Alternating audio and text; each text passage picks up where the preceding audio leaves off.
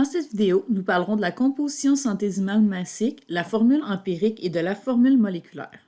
Donc, premièrement, on va voir certaines définitions. Donc, premièrement, une formule chimique, c'est une formule qui décrit la composition d'une substance en ce qui concerne le nombre et le type d'atomes. Comme par exemple, dans C6H6, ça c'est une formule chimique. Ça voudrait dire que par molécule, j'ai 6 atomes de carbone et 6 atomes d'hydrogène. La composition centésimale massique, qu'on appelle aussi pourcentage massique, c'est le pourcentage en masse de chaque élément qui est contenu dans un composé.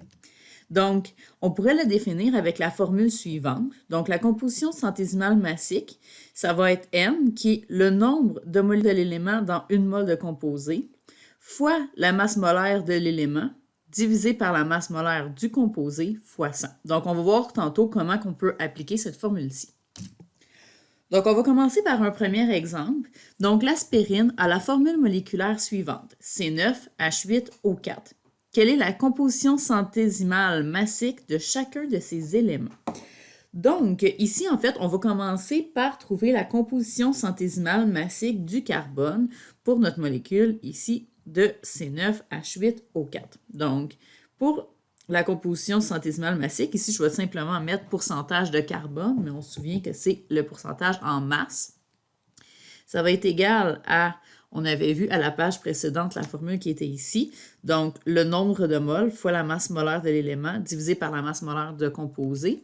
Donc ici, notre élément, c'est le carbone, fait que ça va être le nombre de moles de carbone fois la masse molaire du carbone divisé par la masse molaire du composé qui est C9H8O4.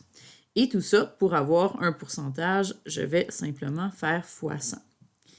Donc, le N ici, c'est le nombre de carbone dans le composé. Dans ce cas-ci, j'en ai 9. Fois la masse molaire du carbone qu'on trouve dans le tableau périodique, 12,011 grammes par mol, divisé par la masse molaire de tout le composé que vous allez calculer à partir du tableau périodique qui va être de 180,16 grammes par mol. Et je fais fois 100. Donc, je vais pitonner ça sur ma calculatrice, ça va me donner 60,00%. Je vous recommande maintenant de faire pause et de faire la même chose, donc trouver la composition centésimale massique pour l'hydrogène et pour l'oxygène. Donc, vous avez pu calculer le pourcentage massique d'hydrogène, qui est de 4,476%, et celui de l'oxygène est de 35,52%. Après avoir fait un calcul comme ça, on peut vérifier en fait nos réponses en venant faire la somme de mes pourcentages, et la somme de mes pourcentages devrait être égale à 100. Donc, si je prends le pourcentage de carbone plus le pourcentage d'hydrogène plus le pourcentage d'oxygène, ça va effectivement, dans ce cas-ci, me donner en fait 99,996% qui peut évidemment être approximé à 100. Des fois, ça ne donnera pas exactement 100%, là, mais ça va donner quelque chose de très, très, très proche de 100. Maintenant, comment on peut déterminer expérimentalement la formule empirique? Bien, premièrement, qu'est-ce que c'est une formule empirique? C'est une formule chimique qui implique les proportions relatives des atomes en nombre entier les plus petits possibles.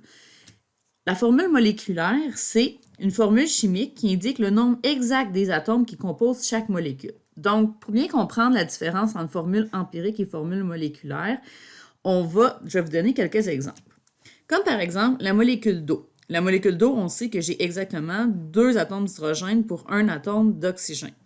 Mais ici, dans le fond, ça, c'est ma formule moléculaire. Dans une molécule d'eau, j'ai exactement ces nombres d'atomes-là.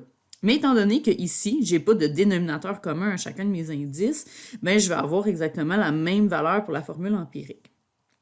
Si on regarde maintenant pour l'éthane, ça va être différent. La formule moléculaire, c'est C2H6, ce qui veut dire que dans une molécule d'éthane, je vais avoir 2 carbone et 6 hydrogène. Par contre, ici, le 2 et le 6 peuvent toutes les deux être divisés par 2, ce qui va me donner ma formule empirique CH3, qui veut dire en proportion, pour chaque atome de carbone, je vais avoir 3 atomes d'hydrogène. Pour la molécule de glucose, qui est de C6H12O6, on peut aussi voir que chacun de mes indices peuvent être divisés par 6, qui va me donner la formule empirique CH2O, qui va me donner en fait les proportions entre les atomes dans la molécule. Mais si je veux vraiment savoir le nombre d'atomes que j'ai dans chacune de mes molécules, je dois aller voir la formule moléculaire. Donc, pour déterminer une formule empirique à partir de données expérimentales, on va utiliser la démarche suivante. On va commencer par convertir les données expérimentales en nombre de moles. Ensuite, on va calculer le rapport molaire des éléments. Et finalement, on va trouver la formule empirique. Pour vous expliquer comment on fait, ça va aller beaucoup mieux avec un exemple. Donc l'exemple est le suivant. Dans un composé binaire d'azote et d'hydrogène, on a montré qu'il contenait 87,42 % d'azote. Trouvez la formule empirique. Donc, première chose qu'on va faire, comme je disais, c'est qu'on va convertir les données expérimentales en nombre de moles. Donc, dans ce cas-ci, on commence avec un pourcentage. Ici, c'est le pourcentage d'azote. Premièrement, de quoi ça va avoir l'air notre formule empirique? On dit que c'est un composé binaire, ça veut dire que ça contient seulement de l'hydrogène et de l'azote. Et ici, en fait, on cherche dans le fond la proportion entre l'hydrogène et l'azote. Donc, on pourrait dire qu'on a NX, HY, et ce qu'on cherche, c'est X et Y. Ce qu'on nous dit dans notre problème, c'est que le pourcentage d'azote, donc sa composition centésimale massique de l'azote, est de 87,42 %.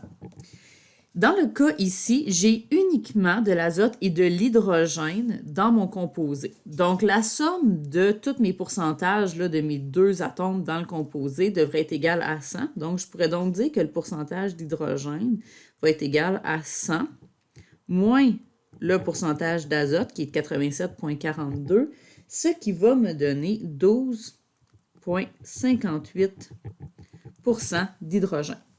Donc, dans ce cas-ci, ce qu'on va faire, c'est qu'on va convertir ces pourcentages-là en masse. En fait, qu'est-ce qu'on a à faire, en fait, c'est que peu importe la masse qu'on utilise de mon composé, les proportions en nombre de moles et les proportions en masse vont être les mêmes. Fait qu'on a juste à supposer une certaine masse de composé pour pouvoir venir indiquer les masses relatives de chacun des éléments. Moi, ici, en fait, ce qui va bien, là, c'est de simplement supposer qu'on a 100 grammes de composé. La raison de ça, en fait, c'est qu'on n'a même pas dans ce cas-ci besoin de faire un calcul. Je sais que si j'ai 100 grammes de composé, je vais avoir une masse d'azote qui va être de 87,42 grammes et une masse d'hydrogène qui va être de 12,58 grammes, ce qui correspond à mes pourcentages. J'aurais pu supposer n'importe quelle masse. J'aurais pu supposer, par exemple, 5 grammes. Il aurait fallu que je détermine 87,42 % de 5 grammes. Ça correspond à quelle masse? Ici, c'était beaucoup plus simple d'utiliser 100 grammes parce qu'on peut utiliser directement la valeur de nos pourcentages. Ensuite, ce qu'on va faire, c'est qu'on va utiliser nos masses pour transformer ça en nombre de moles. Donc, pour le nombre de moles d'azote, je vais utiliser la masse de l'azote divisée par la masse molaire de l'azote. Vous savez déjà comment faire ça, donc je vais faire ça rapidement. Ça me donne 6,239 moles. Et le nombre de moles d'hydrogène, c'est la masse de l'hydrogène divisée par la masse molaire de l'hydrogène, ce qui va me donner 12,48 moles d'hydrogène.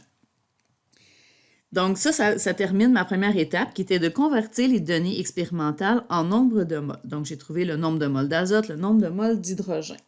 Maintenant, je vais venir trouver mes indices X et Y en divisant par le plus petit nombre de moles. Ici, j'ai 6,239 et 12,48, c'est le plus petit nombre de moles, et le nombre de moles d'azote, 6,239. Donc, pour trouver X, ce que je vais faire, c'est tout simplement que je vais diviser, dans ce cas-ci, c'est le nombre de moles d'azote, parce que X ici, c'est pour l'azote, divisé par le plus petit nombre de moles, qui est aussi le nombre de moles d'azote, ce qui, évidemment, va nous donner 1. Y, ben, je vais prendre le nombre de moles de l'hydrogène, divisé par le plus petit nombre de moles, qui est le nombre de moles d'azote. Donc, 12,48 divisé par 6,239, ça va me donner 2. En fait, ici, on cherche des nombres entiers, donc on va arrondir au nombre entier le plus proche, là, mais généralement, ça va être très, très proche. Ici, ça me donnait 2,000. Donc, maintenant, il me reste, j'ai trouvé la valeur de x, j'ai trouvé la valeur de y, il me reste tout simplement à venir mettre ma formule empirique, N1, H2, mais on sait ici que le 1 va être sous-entendu, donc ça va simplement me donner NH2 comme formule empirique. Maintenant, pour déterminer expérimentalement la formule moléculaire, ça va être assez semblable à la formule empirique, sauf qu'ici, en fait, on sait qu'une formule moléculaire, c'est un multiple de la formule empirique. Fait que si je prends ma formule empirique, que je le multiplie par un certain nombre, bien, je vais pouvoir obtenir la formule moléculaire. Fait que dans le fond, pour pouvoir trouver la formule moléculaire, bien, je dois avoir premièrement la formule empirique, que des fois, on va avoir à déterminer vraiment à partir de calculs comme on vient de faire, ou d'autres fois, elle va tout simplement nous être donnée. Et on va avoir aussi la masse molaire qu'on va avoir de besoin. Donc, on va devoir premièrement trouver la formule empirique si ce n'est pas déjà donné. Et ensuite, on va pouvoir trouver la formule moléculaire. Donc, au niveau de la démarche, comment qu'on va faire ça? On va faire un premier exemple. Donc, un composé dont la formule empirique est CH possède une masse molaire de 78,11 g par mol. Quelle est sa formule moléculaire? Donc, l'étape qu'on avait dit qui était la première était de trouver la formule empirique. Ici, elle est déjà donnée dans mon problème. Ici, je vais simplement avoir à trouver la formule moléculaire. Donc, ici, on nous dit dans le problème que la masse molaire de mon composé CH, ici, je vais l'écrire de la façon suivante. Donc, j'ai CH qui va être multiplié par, je vais mettre N ici, ça va être le nombre de fois qu'on va multiplier CH pour obtenir la formule moléculaire. Ça va me donner 18,11 g par mol. Et on sait que CH est notre formule empirique. Pour trouver la formule moléculaire, on va chercher N, qui va être, dans le fond, la masse molaire de ma formule moléculaire, CHN, divisée par la masse molaire de ma formule empirique, CH. Autrement dit, je veux savoir combien de fois la masse molaire de ma formule moléculaire est plus grande que celle de la formule empirique. Qui était donné dans notre problème, en fait, notre masse molaire de notre formule moléculaire était de 78,11 g par mol.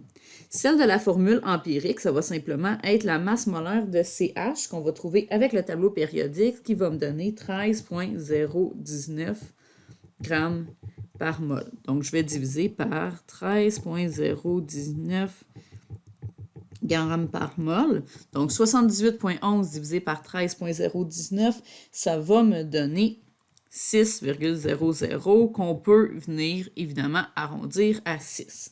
Donc, pour trouver la formule moléculaire, je vais multiplier ma formule empirique CH par 6, ce qui va me donner C6H6, et ça ici, c'est ma formule moléculaire.